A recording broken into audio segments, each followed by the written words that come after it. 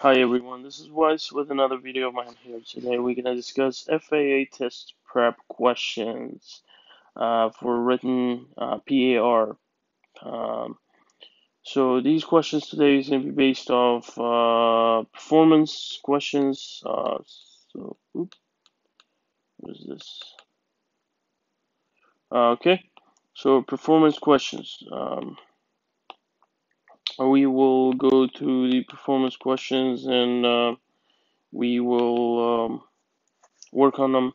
And this video is going to be a series of videos because it takes a long time to do all these questions. 39 questions in the bottom here, and we are on question number 1. So cool. I hope you guys enjoyed that. I'll try to make it easier for you to understand.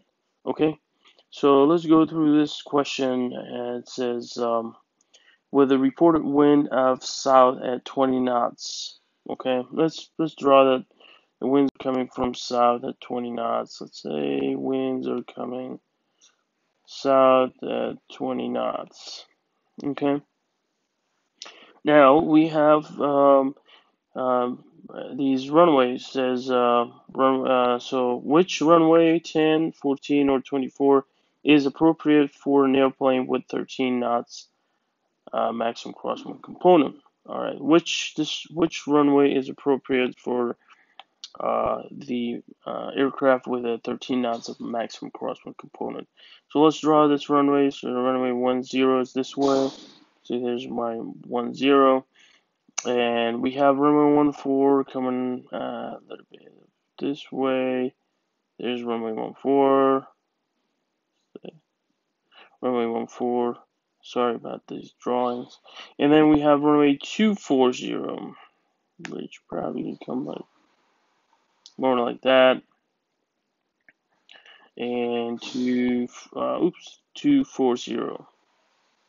Okay, so the winds are coming from 180, and these are the runways that are laid out like this, for example.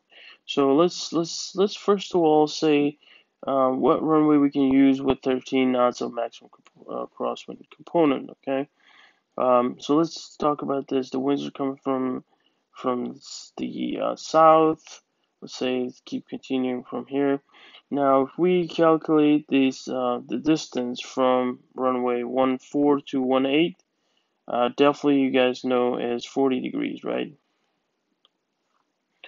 And then from 24, runway 24 would be reciprocal of 24. I forgot.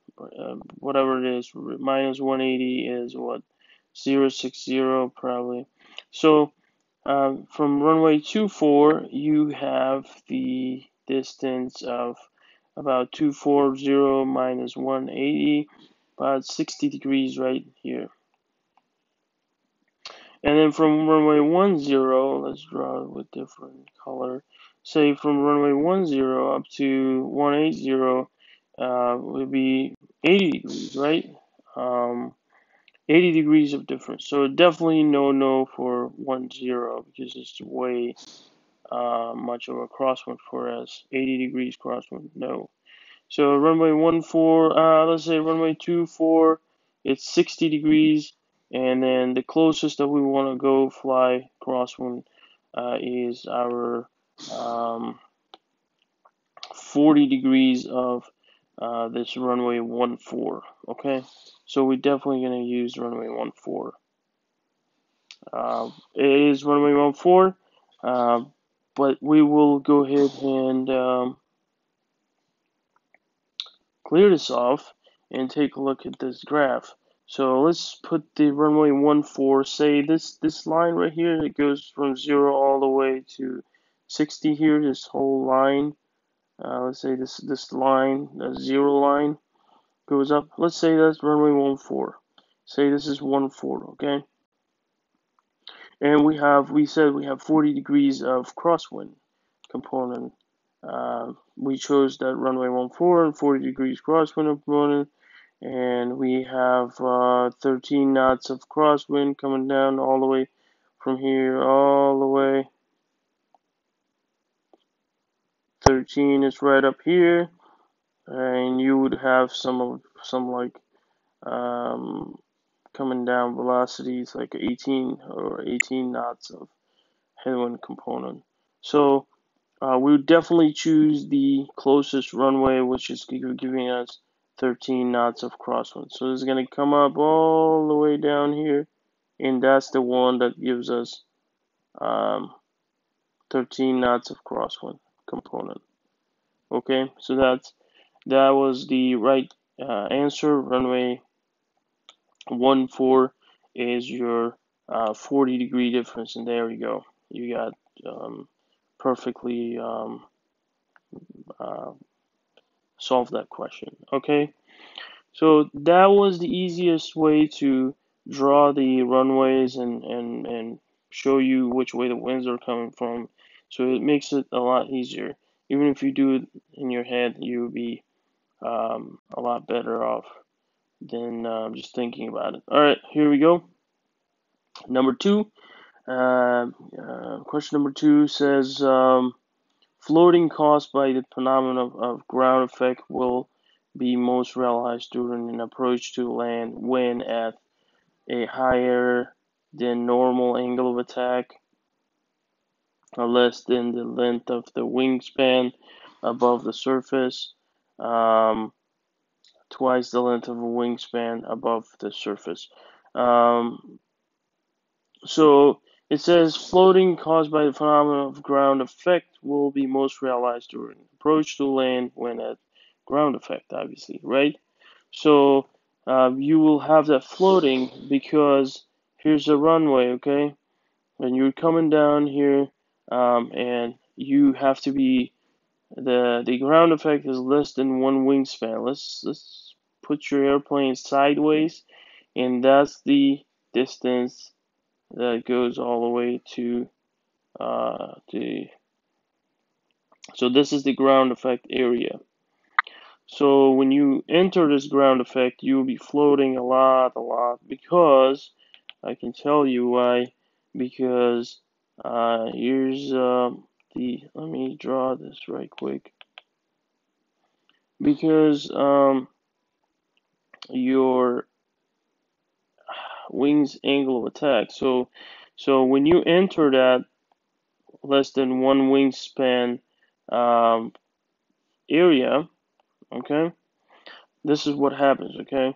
The high pressure air, obviously, when you above the ground effect, high pressure air, try to get it to low pressure air and try to make vortices and try to push down on trailing edge and bring up the angle of attack is increased and induced drag is created and is increased.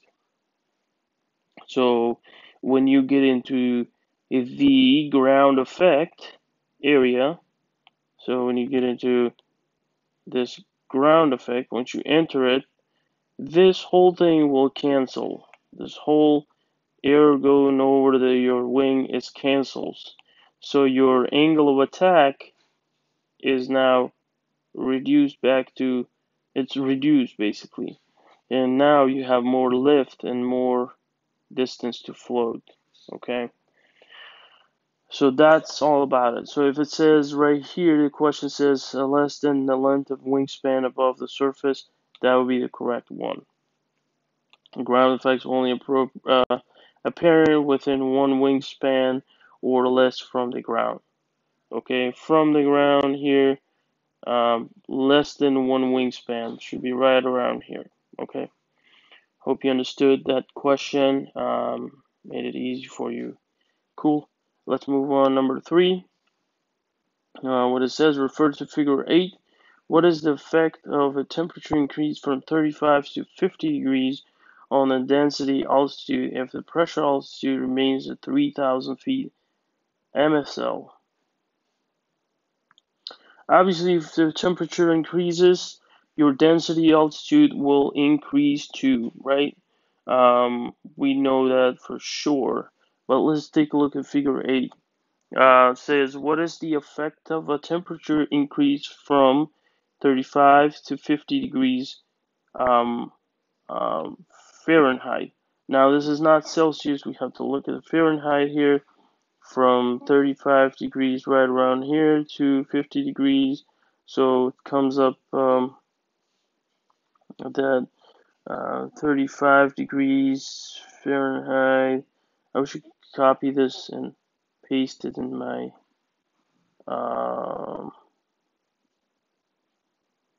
notepad so I can draw stuff on it. Otherwise, you won't be able to properly see it. So 35 degrees right around here, and the pressure altitude remains at 3,000 feet MSO. So this is going to be pressure altitude, okay? So this is density altitude, this is pressure altitude. This goes up to 3,000 right up here, and the coming down here at 35 would be right up here, 2,000 feet, and then at 50 degrees, that's what it says, you go up, up, up, up, up, right up here. So it's about 2,800 something density altitude. So almost like 1,000 feet of a almost like 1,000 foot increase. But so if you get it like really close, really draw a line. I wish I could have that line. It's coming up 3,000. It's less than 3,000. Less than 2,000 right up here. So it's 1,900 or something. Let's say 1,900. And then 50 degrees come up all the way to less than 2,000. It's about 2,900. It's about 1,000 feet. So 1,000 foot increase of a density altitude. Okay. So that's the only thing I couldn't write stuff on my notepad here. Alright, let's clean that up. Let's go to next question. Alright, so let's say determine the approximate total distance required to land over 50-foot obstacle. How much distance do you need to land over a 50-foot obstacle? So this is a tree. How much distance you need to land there? Okay. Now let's go. All these conditions is given for us here, and these are the answers. So let's pull up the. We can say OAT is 90 degree. What is it? Fahrenheit. Always pay attention to that. Pressure, altitude. Oops. Pressure, altitude is 4,000 feet. Okay. Pressure altitude is 4,000 feet. Weight, right, is 2,800 pounds. And headwind component is about 10 knots. Headwind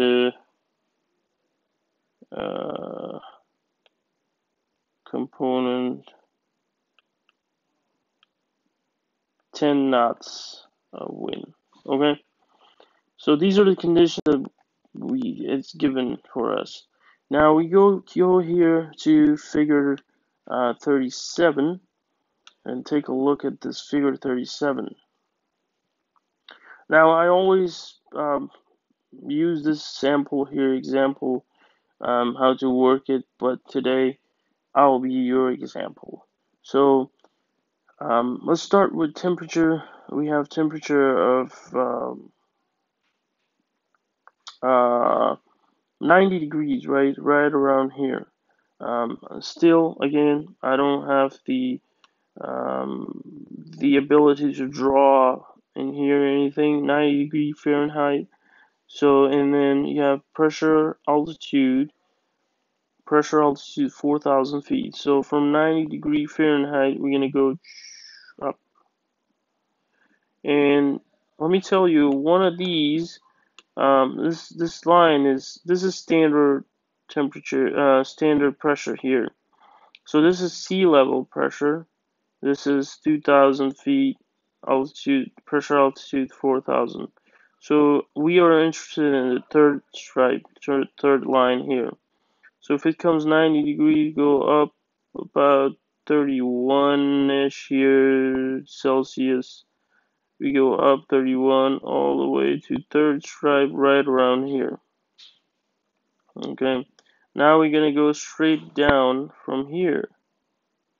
So we are like one line below, oops, right up here. We are right up here. So about one line above this red line, example line, okay? And now we're going to go ahead and see one line above this red line. So we're going to see what is our weight. It's 2,800. Weight is 2,800 pounds. So let's say fine, it is 2,800 pounds. So if that comes down like one line above, it will be one line above right in this line coming up. So one line above there, and then we're going to shoot one line above this red line, make our life easier. Now, if you have a headwind component, you're going to be looking down through this headwind line. If you have tailwind, then you're going to be looking this way. It's going up, so it's going to go up. From here, it's going to go up. If it's a headwind, go down. So now we have a headwind component of 10 knots. We're gonna see 10 knots is right here. We were like one line above. Let's say that black line come all the way to 10 knots right there, right up here, and we check from here all the way down, and we are at like let's say one line above this red line, and then from here, if it's obstacle, we have to. If it's ground roll, you're gonna go straight. If it's clearing 50-foot obstacle, then you're just gonna go shoot up with these lines. Okay, it depends how you're gonna shoot up. See, it's getting steeper and steeper going up.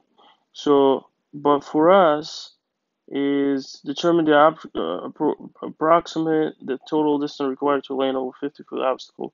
So 50-foot obstacle, so we're a little bit red line above, so we're going to shoot above. And it's going to come up 1,500, 1,600, 755, something like that, very close, 1,750 something. So we're going to come and say done, and that was exactly 1,700 something 75 feet exact. We're just going to get the closest number. Alright, so good on that. Hopefully you understood. Otherwise, rewind my video and rewatch it.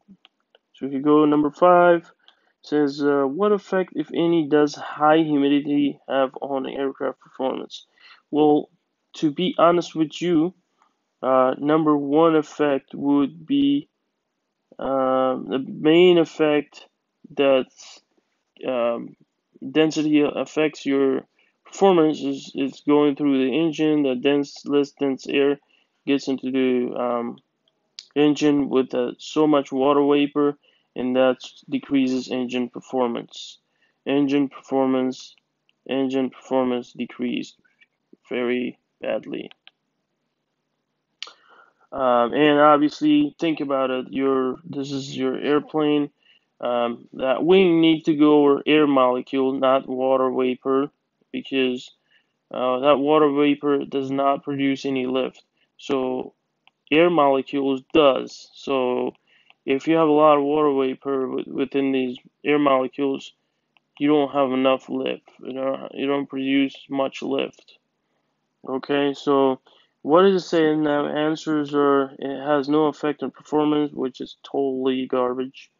It increases performance, it decreases performance. Definitely decreases performance, and that's your says a molecule of water vapor weighs less than a molecule of dry air for a given volume of air Moisture weighs less dense. Weighs less is less dense than dry air. So lower air density decreases performance. That's what it is. Okay. Let's go to number 6 question. Alright, what fuel flow should a pilot expect at 11,000 feet on a standard day with 65% maximum continuous power? Alright, let's go to, this is like more like high performance airplanes and stuff like that, but we'll still figure it out. Actually, we can get the, let's write down 11.8 gallons, 10.6, and 11.2 gallons per hour. And we go to that figure. So it says, what fuel flow should a pilot expect at 11,000 feet on a standard day with 65% maximum continuous power? This is 65, the whole thing is 65% maximum continuous power. Okay, full throttle 2,800 pounds. So it says 11,000 feet. It's between 12 and 10. So we need to interpolate that, but we need to see at 11,000 what we need to know how much fuel flow is. So we can go back to did we get any temperature?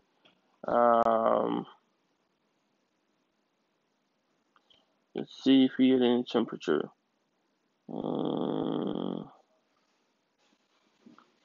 Maximum continuous power. Standard day. So, oops, I'm like blind. Alright, then standard day. So we're gonna go between the 10 and 12. So this dark line comes down here, and we gotta go gallons per hour. So between 10 and 12, we got about 10.9 plus 11.5. So the difference between that would be 6. So it's going to be decreasing. So it will be 10.11.2, something like that. So 11.2, we have that answer. Let's get that 11.2, and that's the answer. It's very easy. This one was very easy. Just gonna interpolate between the two numbers. Okay. Let's go number 7. Looks like let's see, clean this side of my. All right. So determine total distance required for takeoff to clear for obstacle. Looks like it's the same, but we'll OAT standard pressure 4,000 feet. Weight is 2,800 pounds, and headwind component calm this time. So it looks the same as we did the previous one. So yeah, it's the same thing. Just take that outside air temperature. Oops, outside air temperature would be let's see if we got any. Did it erase it or just crashed on me really badly? There we go. That's that. Yeah, it crashed on me. So let's say, let's get this back. Standard temperature, 4,000 feet, 2,800 pounds, and calm wind. Okay. Now go back to figure. That's the figure here. And now standard temperature, we get 15 degrees Celsius, which is a red line. It's made us a lot easier our life. And we go up all the way up to 4,000 feet, which is this here, second I wish would have been just like 4 column below here, go up to here. So 4,000, and then 2,800 is our weight, and come down 2,800 right up here, and then from here we're gonna go straight out, shoot all the way to headwind component, which is right up here. And from there we have calm winds, so we're not gonna go down, go straight out to the 50-foot obstacle or ground roll, and we shoot up. We shoot up right up here. So top of the left corner of the square thing is where it is. So 1,500, 600, probably 700, 1,700, some 50 like that. So that's the one. You guys already know this, so don't have to worry about that so much. Let's go to the next question. What is the expected fuel consumption for 1,000 nautical mile flight under the following condition? Okay. We are looking for some. So look at the. See if I can copy this thing.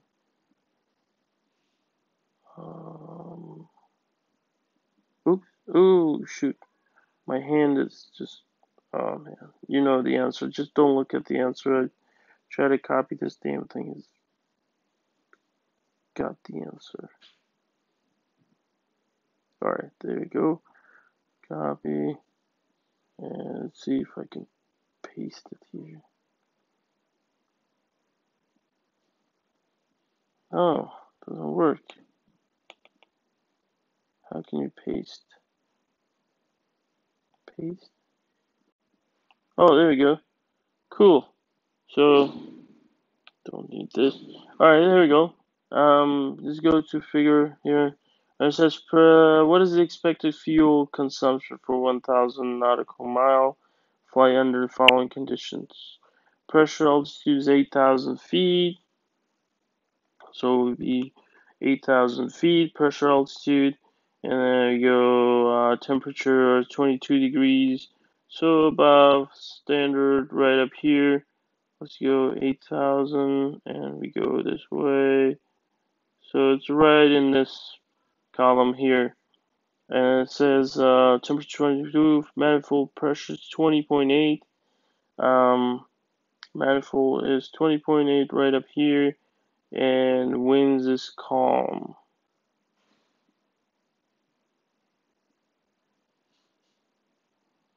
And fuel consumption for 1,000 nautical mile flight under the following condition. So if you have the fuel gallon per hour is 11, what is the expected fuel consumption for 1,000 nautical mile? So this is per hour. Let's say, what do we got? Engine speed, fuel flow, manifold pressure is that, PSI 6.6, and 1 knot.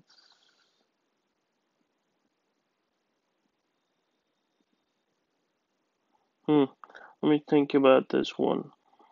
So 8,000 feet, just 8,000. Alright. This one is mile flight under the following condition. What is the expected fuel consumption for 1,000 nautical mile flight under the following condition? So this is per hour, okay? This is PSI. And what you do is mile per hour. Trigger speed, mile per hour. Let's just see, 1,168. Let me calculate this right quick, and I will tell you how it's done.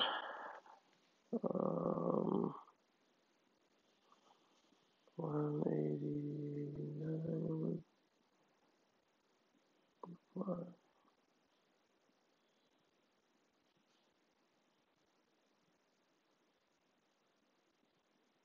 So basically, the you spend 11.5 gallons per hour, and then this is mile per hour. Okay, that's how much you use the fuel.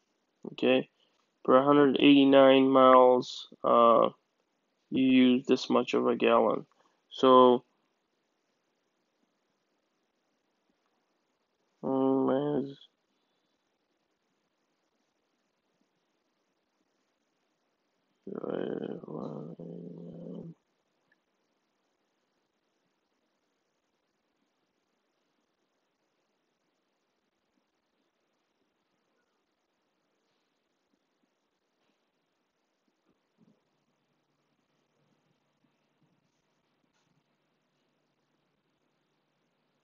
okay, 5, so 11.5 multiplied by 5.2, and 59.8. So that'll be about 67 that I got, which is the closest is 70.1 gallons. That is most correct one, because you gotta do 189 multiplied by 1000 divided by 189 equals 9 multiplied by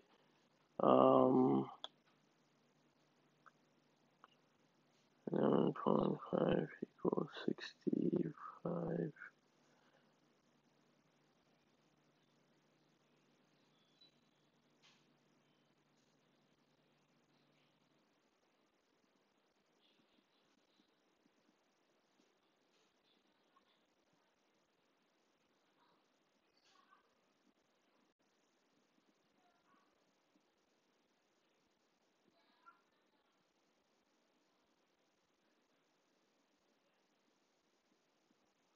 Okay, so here you go.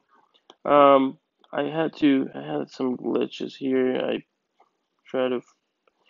So this is what you do in this case. You're gonna get knots per hour, 164.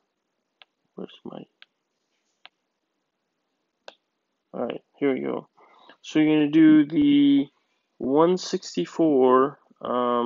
Actually 1,000 divided by 164 equals to is it 160? Yes, 164 equals to 6.09, and you're gonna 6.09 multiply by how much fuel you spend per hour is 11.5, and equals multiply 11.5 equals 70.121. So that's your answer, and if you come back here and that's mistakenly we hit it, and that's where we got the answer here. But being honest with you, I did not look at these guides here. I don't care if you guys trust me or not. But, all right, let's go move on to the second one here. Actually, the ninth question. Um, that one I had to refresh my memory. How I had to do that.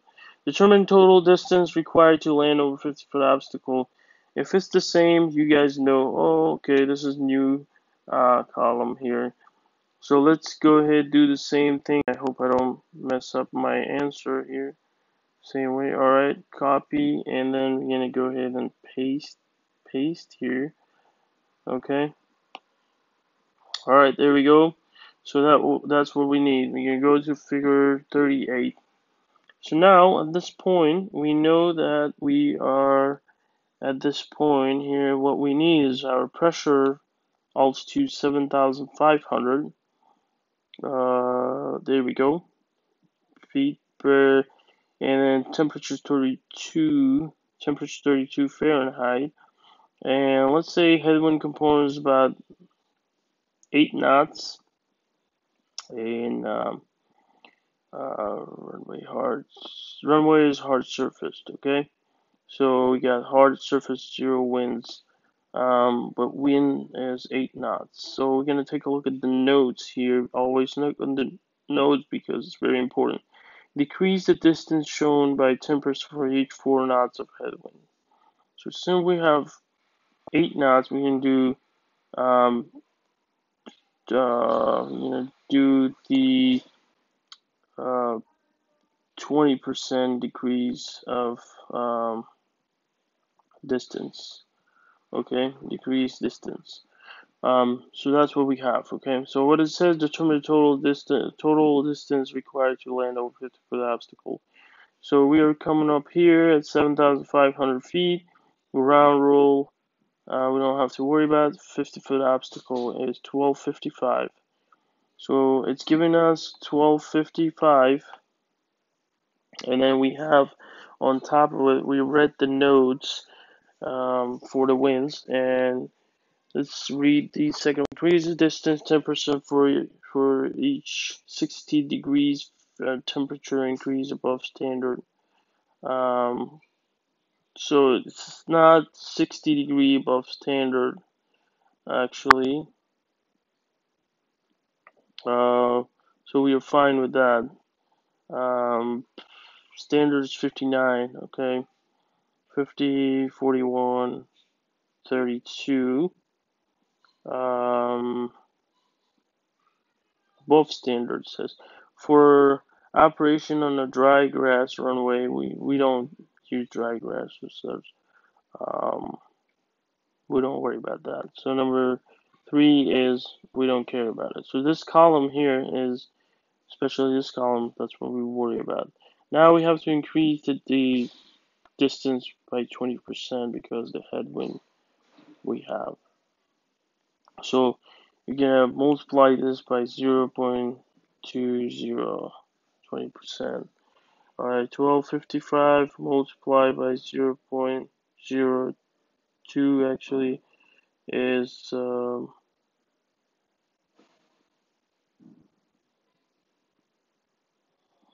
251. So it's gonna be 251. What it says here is decrease the distance. Decrease the distance. So we have to subtract from 1255 to subtract from 1255. So 1,000 basically 4 feet. If you go back here, 1,004 feet. There it is. Our answer. Alright, so let's move on to question number 10. Determine the pressure altitude at the airport. That is 1,386 feet MSL with an altimeter setting of 2992. So the question is determine the pressure altitude at this airport. Elevation is this. Okay. So the elevation of the airport is 1,386 feet MSL. By now, I hope you know what MSL means, above sea level. And the pressure setting right now is 2992. 2997, I'm sorry, they gave us. So what we're just going to do is we're going to go ahead and subtract 2992 minus 2997. Let's see what we get. 2992 minus 2997 equals negative 0.05. So this is decimals, this is tenth, this is hundred, and then this is thousands, 10,000s. I hope you know that. So we have to subtract this MSL 1386 minus 50 feet. So 1336. 1336 or closest will be 1341 here. So that's the one we can grab. Alright, so that's how you do it. Let's keep moving forward. Ground effect is most likely to result in which problem? Well, ground effect, let's discuss it first. This is ground effect. Your aircraft is basically trying to roll on a ground roll for takeoff. If you rotate before your rotation speed, you're never gonna go further away. You're probably gonna stall somewhere once you get off the ground effect. And if you, yeah, that's what it is. About the takeoff, okay? So be very careful about the takeoff, especially, and if you're coming with a higher speed, and if you don't consider ground effect, if you try to land here, you won't be able to. You're gonna keep floating, floating, floating, floating, and all the way floating. So let's see what this question says. Ground effect is most likely to result in which problem? Becoming airborne before reaching recommended takeoff speed. Well, that's a kind of makes sense if you, the way we discussed, if you get airborne before reaching your rotation speed, takeoff speed. Settling to surface abruptly during landing. This doesn't make any sense. Instability to get airborne even though airspeed is sufficient for normal takeoff needs. I would say number one, becoming airborne before reaching recommended takeoff speed. The reason, we already explained it. Let's go number 12. Determine the approximate ground roll distance required for takeoff. If it's the same, yeah, it's the same. We already know it, so we can go ahead and skip it. Determine pressure altitude with indicated altitude of 1380 feet MSO with an altimeter setting of 2822 as standard temperature. And they give me this, alright, this chart. So your indicated altitude means the altitude that is indicated, and if the pressure changed overnight or something, if it's high pressure or low pressure, will indicate, whatever it's supposed to read, but not the field elevation. Okay, it will indicate wrong. That's what they mean. So altimeter setting is 2822. So obviously you will have low pressure, right? You will have low pressure because the setting here, 2822, standard temperature standard. So let's find out temperatures. So 2822 here, altimeter pressure altitude. If you put a 2822 between 2833, so your pressure altitude would be 1000.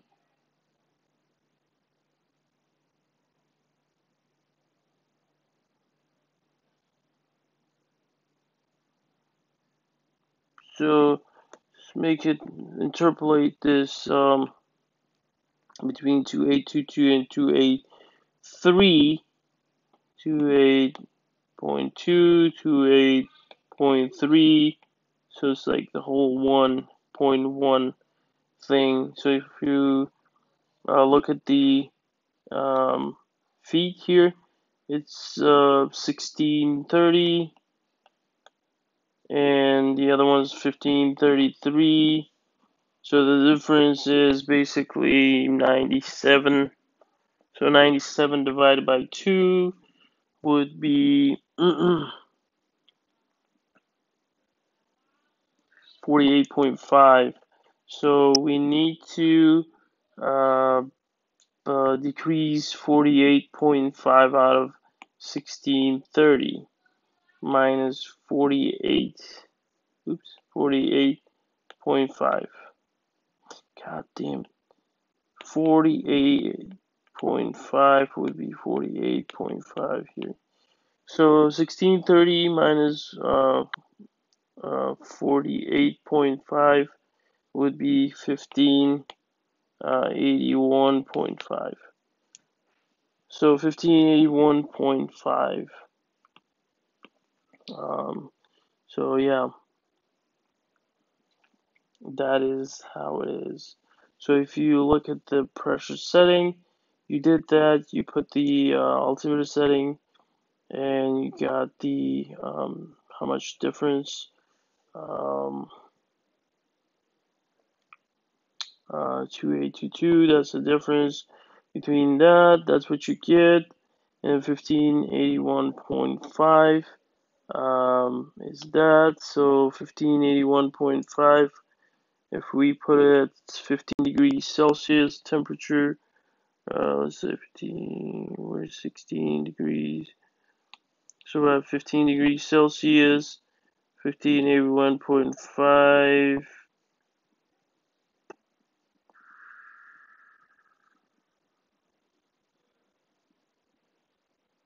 Oops.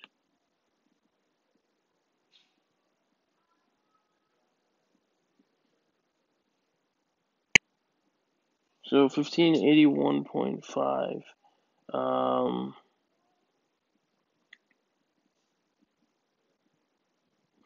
And now you are adding 1380. So you're at 1380. 2961.5. So the closest one, 2991 feet. If you add this 1380 plus 1581.5, you come up the closest one is at 2991 feet MSL. These are the differences that they interpolate for 2822, round up to 16, and add to the feet value to find the. So you're adding this to whatever you found, and you get your answer that way. Cool. And that's your figure.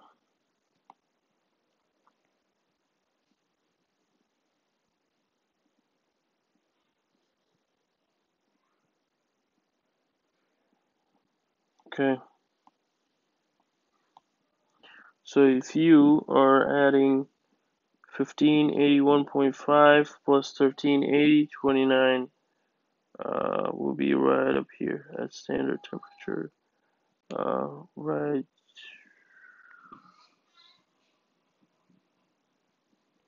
somewhere here. Okay, cool. Let's move on to a different question here. Question number 14. Determine the approximate ground roll distance required for takeoff. Feels like we did this, so you should be able to do it. I'm going to skip that. Determine the total distance required for takeoff to clear 50-foot obstacle. We did that. You can easily do it again. What must a pilot be aware of as a result of ground effect? Okay. We already discussed about it, so this is a repeat. A full stall landing will require a less up elevator. Okay, wingtip vortices increase to create wake turbulence. No, induced drag decreases. Therefore, any excess speed at the point of flare may cause considerable floating. We discussed it ahead of time, so if you increase the airspeed, UV excess floating will come in effect and you'll be floating. So that's 100% your answer the way we talked about it. Because your angle of attack decreases, remember I drew the wing, so the high pressure cannot go to low pressure, and that's why it cannot push your trailing edge, so your leading edge goes higher, angle of attack increases, angle of attack increases, and induced drag increased.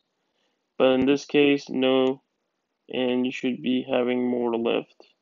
No induced drag, and you have more to lift. Cool, I hope you understood. Now, question number 17.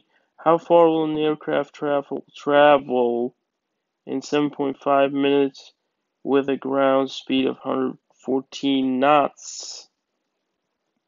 This is a pretty good question. Okay, this is a question about the how far of a distance. So you're trying to find your distance. Okay. To do this, you have to have the E6B, and let's see if that works for me. My E6B. So the how far will the aircraft travel in 75 minutes? And ground speed of 114 knots, right? And 7.5 minutes.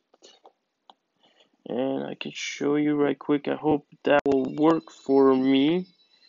And if I could bring that up. Oh, I cannot bring it up. No, I can't bring it up actually. Oh, there you go. Oh. Alright, perfect. It's amazing. Alright, so here we go. Now we know we have 114 knots our ground speed, GS ground speed, and 7.5 minutes that we have to travel. So what we're gonna do is we're gonna get rid of, I guess, make it smaller, this thing. No, it does not get smaller. Shoot. No, it does not. So let's 114 7.5 minutes. So what is our ground speed? First of all, it's 114 knots per minute, right?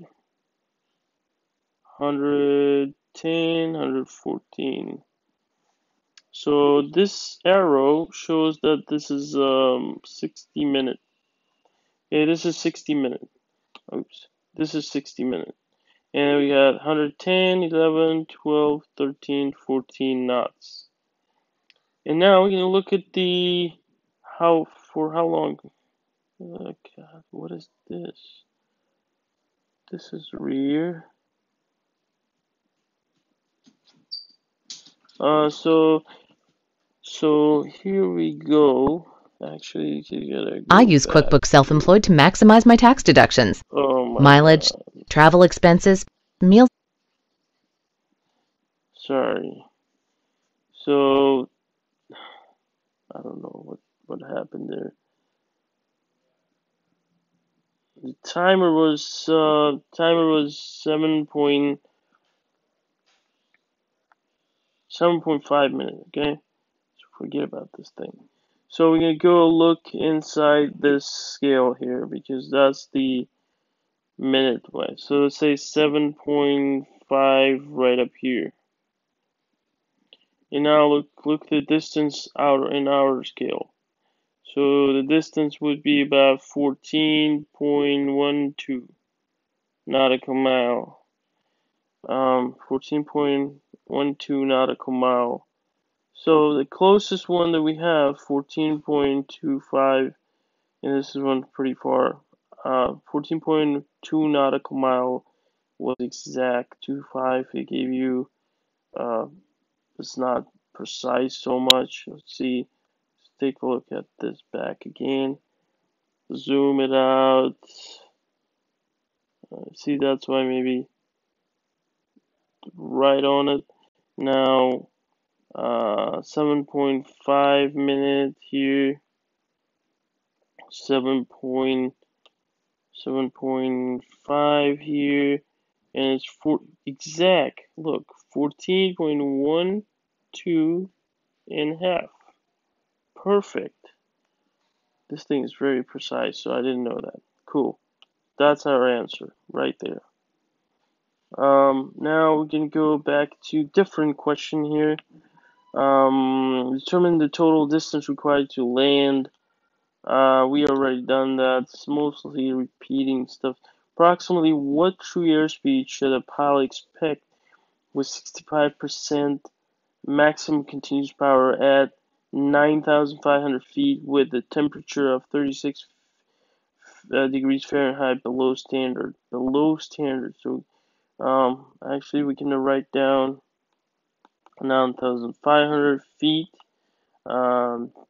36 degrees minus Fahrenheit, and what is the true airspeed? True airspeed. Okay, And now we're gonna go ahead and take a look at this graph here. So at 9,000 feet, so there's 9,000. You have to interpolate this thing, and says minus 36 degrees Fahrenheit was perfect right here at 9,000 feet. What is true airspeed? So come up. True airspeed is right up here.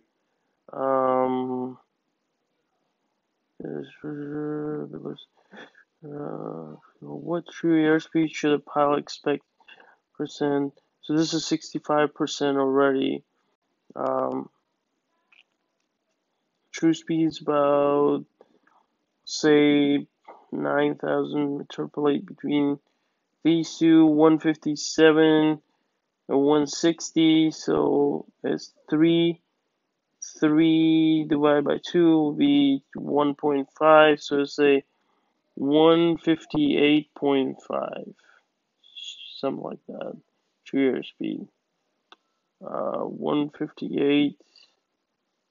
Oops, hold on. I'm sorry, I just read it wrong. So coming up here, true airspeed mile per hour. It's 181 and 184. So you got 3 divided by 2, 1.5. So 182.5 should be true airspeed. So come up, let's take a 182. So this one is kind of close. Like 181 give you 183. It's like 182 and a half. So it's come up to 183, closest one. So that is that. That's your very simple, actually, questions. Determine the pressure altitude at the airport. That is 3,563 feet MSL with an altimeter setting of 2996. All right, let's write down 3,563 feet MSL. The way we know it's above the sea level, right? MSL. And the pressure setting is at that point is 2996. Obviously, we need to say 2992 minus 2996. I got a calculator. I'm not a math professor, so I'm trying to make my life easier. 2996 equals same thing, 0.04, and that's minus. And that minus means 40 feet off this, so minus 40 feet. So that's going to be 3523 feet. 3523. So the closest one will be 27. I don't know why they write 27. That's your answer right there. Question number 20 is done. So today we're gonna end up on this question here, number 20. I'll make you have to watch part 2 to go all the way to 39, question number 39, and we um, some of those questions we probably gonna skip. Like we keep doing those questions, and we don't have to repeat them. Um, so I hope you enjoyed this video and learned a lot about these performance, because I had the same issue when I started my private written, and I wanted to know what's going on instead of memorizing things. I wanted to know what the heck is going on behind every question. I wanted to understand things. Um, uh, Rote memorization would not help you so much, but if you have to hurry up, rote is the best. Um, so it's rote, understanding, um, application, correlation. If you do all of that, RUAC, then you will be in a lot better shape. I hope you guys really enjoyed it. If you enjoyed it, please give me a thumbs up, like like, and subscribe. If you do, you get a candy. Alright, bye.